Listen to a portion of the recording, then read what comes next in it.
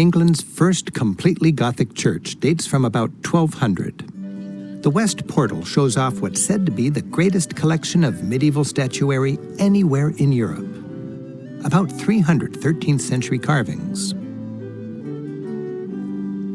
This entire ensemble was once painted in vivid color. It must have been a spectacular welcome, a heavenly host proclaiming, "Welcome to worship." Stepping inside, you're struck by the unique and ingenious scissors arch. This hourglass-shaped double arch was added in about 1340 to bolster the church's sagging tower. Nearly 700 years later, it's not only still working, it's beautiful. The chimes draw your attention to one of the oldest working clocks in the world, from 1392. The clock does its much-loved joust on the quarter hour. More medieval whimsy is carved into the capitals. This man has a toothache. Another pulls a thorn from his foot. And a farmer clobbers a thief so hard his hat falls off.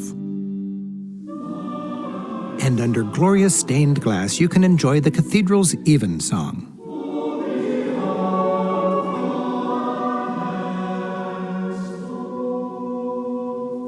The evensong is a Church of England choral service traditionally performed each evening and welcoming everyone. Taking a seat in the intimate central part of the church, we enjoy the opportunity to experience the church filled with timeless music. Because we're here in July, the cathedral's choir is on break and a visiting choir is performing. This one's from near Liverpool. Italy, during the time we call the Renaissance, there were remnants everywhere of classical architecture. Ancient Romans adopted and then expanded Greek styles to go beyond post and lintel style, using pillars, and create elegant domes like the Pantheon. The arch was a defining feature of the Romans, and it had great usefulness in creating public spaces like arenas, bridges, and aqueducts, which carried water, some extended for miles.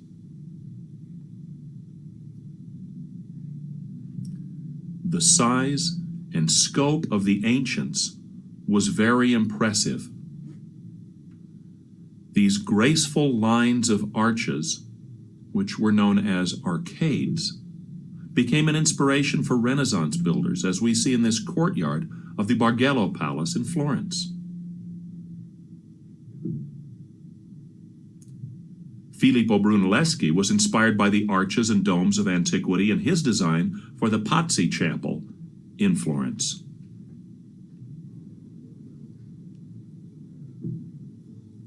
Brunelleschi's greatest achievement, however, was in the creation of a magnificent dome of the Florence Cathedral. His work brings to mind the ancient Pantheon and was the largest dome in the Western world since Roman times. Truly a return to the scale and magnificence of ancient Rome.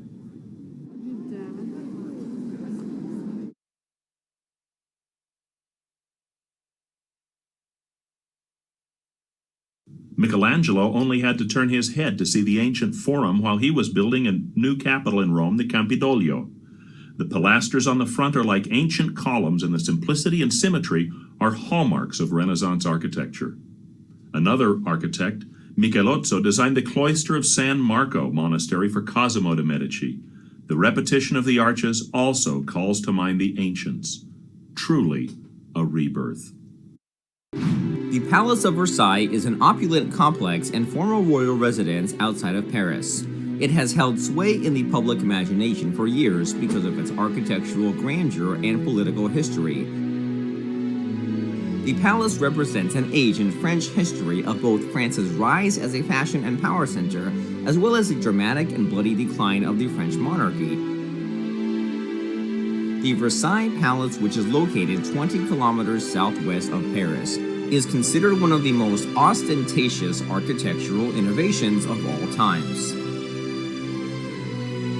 The The Palace of Versailles was originally constructed as a hunting lodge in 1624. However, the construction of the four major buildings began only from the year 1664 onwards. Prior to the French Revolution, which began in 1789, the palace remained the dwelling seat of the political power of France for well over 100 years, and it had a population of more than 60,000 people, making it one of the largest urban centers in Europe. The Palace of Versailles is an excellent example of the Baroque style of architecture, which also developed in the 17th century.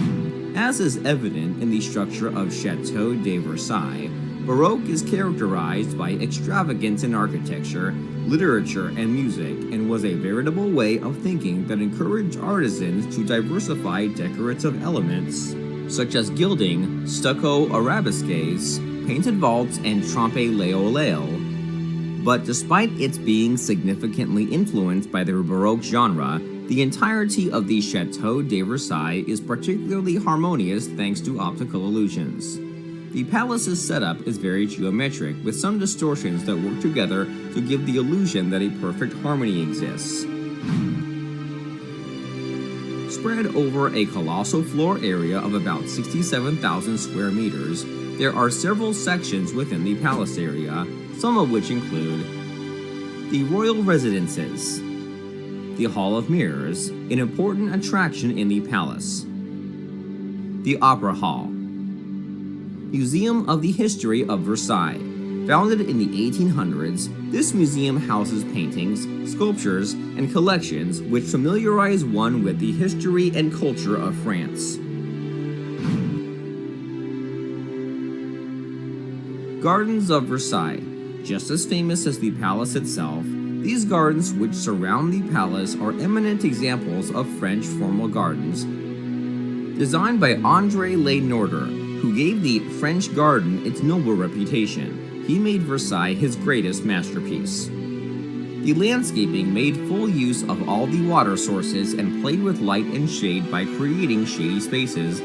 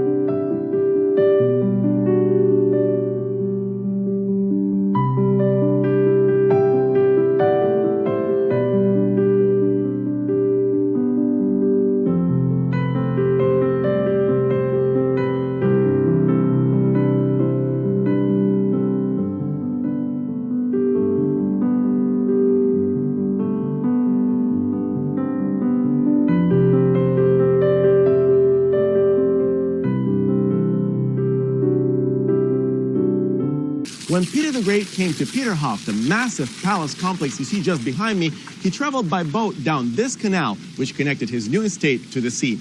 Nobles, diplomats, and dignitaries may have lined the water's edge just to catch a glimpse at one of the greatest czars in Russian history.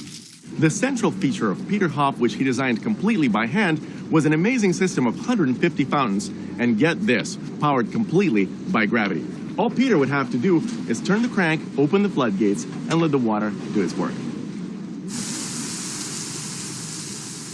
It's really quite a spectacle. Water revealed another side of the Tsar that doesn't often make it into history books: Peter the Great's great sense of humor. Turns out he loved taking his friends to the several joke fountains which he had constructed for the sole purpose of getting them very, very wet. And not just any old friends. We're talking royalty. He would invite his friends for a casual afternoon walk, and then, when they would least expect it, they fall into Peter's trap.